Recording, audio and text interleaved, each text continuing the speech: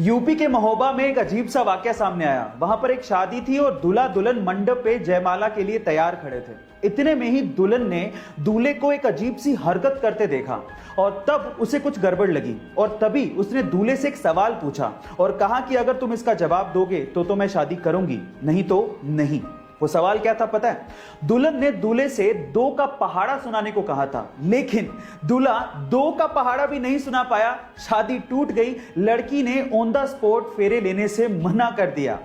आपको क्या लगता है कि लड़की ने सही किया या गलत? चैट सेक्शन में जरूर लिखिएगा। जनरली क्रेडिट कार्ड को यूज करने से हम लोग डरते हैं, लेकिन एक आयरिश बंदा सिर्फ क्रेडिट कार्ड को यूज करते हुए मिलियनेयर बन गया। कैसे? मैं आपको बताता हूं। अगर आप क्रेडिट कार्ड यूज करते हो तो आपको यह पता होगा कि आप जितना यूज करोगे कंपनी आपको उतना ही ज्यादा रिवॉर्ड देती है। अब इस आयरिश बंदे ने उसी चीज का फायदा उठाया। यह बंदा क्या करता था, क्रेडिट कार्ड से सबसे पहले $500 का गिफ्ट कार्ड खरीदता, फिर उसके बाद उसी गिफ्ट कार्ड को वो एनकैश करता, फिर उसी कैश से क्रेडिट कार्ड का बिल वापस भर देता। उसने कभी क्रेडिट कार्ड से परचेजिंग की ही नहीं। फायदा यह था कि कंपनी उसे हर $500 के गिफ्ट कार्ड पे $25 का रिवॉर्ड देती थी। कभी खर्चा किया नहीं, ऊपर से $25 का रिवॉर्ड अलग से। ऐसे करते करते उसने $3 लाख इकट्ठे कर लिए, यानी कि लगभग 2 करोड़ 17 लाख। लेकिन एक दिन टैक्स डिपार्टमेंट की उसकी अर्निंग पे नजर पड़ गई, तब जाके ये बात खुली। लेकिन ये बंदा तब तक कमा चुका था। आपको इस जुगाड़ के बारे में क्या कहना है कमेंट सेक्शन में जरूर लिखिएगा। उसके अब्बू एक ऑटो रिक्शा चालक थे और उसकी अम्मी खेत में काम किया करती थी। घर के हालात इतने खराब थे कि उसके अब्बू ये चाहते थे कि वो 4th क्लास में ही स्कूल छोड़कर काम पर लग जाए, लेकिन टीचर के समझाने पर जैसे तैसे उन्होंने उसे पढ़ने दिया। अब पढ़ने तो वो लगा, लेकिन जिंदगी इतनी आसान नहीं थी। अपनी पढ़ाई का खर्च उठाने के लिए उसे होटल में वेटर तक का काम करना पड़ा।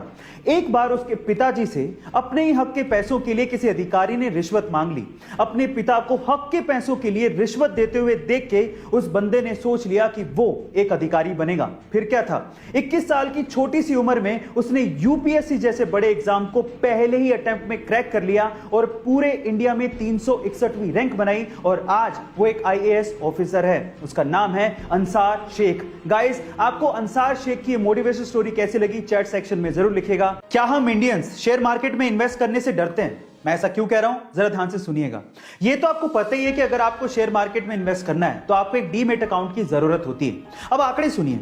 हमारे देश की जनसंख्या है 138 करोड़ और इस 138 करोड़ की जनसंख्या वाले देश में टोटल डीमैट अकाउंट कितने खुले हैं पता है? वो मात्र हैं 4 करोड़ और उनमें से भी बहुत सारे डीमैट अकाउंट इनएक्टिव हैं।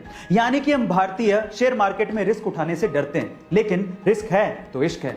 मैं आपको एग्जांपल देता हूं। राकेश झुनझुनवाला, जिन्हें हम इंडिया के वॉरेन बफेट भी कहते हैं, उन्होंने सन 1985 में मात्र 5,000 रुपए से शेयर मार्केट में इन्वेस्टमेंट शुरू की थी और आज उनकी टोटल नेट वर्थ 14,000 करोड़ रुपए है। गाइस, अगर आप भी इन्वेस्ट करना चाहते हैं तो डीमैट अकाउंट का लिंक डिस्क्रिप्शन बॉक्स में गिवन है। कई बार पेट्रोल पंप पे ऑयल भरवाने के बाद हमारे दिमाग में वहम रह जाता है कि जितने पैसे दिए हैं क्या पता उतने का ऑयल उसने डाला भी है क्या। मैं तो मीटर बड़े अच्छे से देख रहा था, लेकिन फिर भी ऑयल थोड़ा कम लग रहा है। अगर ऐसे वहम आपके भी दिमाग में आते हैं तो मेरे पास इसका एक इलाज है।